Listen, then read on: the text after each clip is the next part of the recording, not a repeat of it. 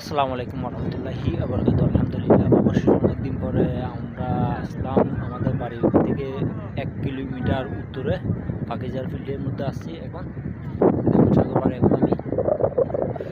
এখন সূর্য অস্ত উঠতেছে, দেখতে পাচ্ছেন।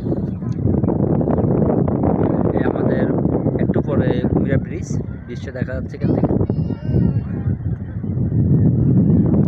পাখিজার এইখানে কিন্তু একসময় বেড়িবাঁধ ছিল, যে বেরিন ভেঙে একেবারে বিলীন হয়ে গেছে। সাগর বেরিবাঁধ ভেঙে একেবারে বিলীন হয়ে গেছে।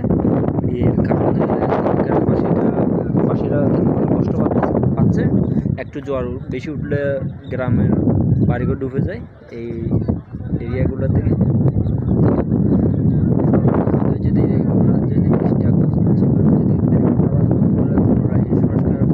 তাহলে গ্রামবাসীরা পানি প্রবাহিত ইয়া থেকে রক্ষা পাবে।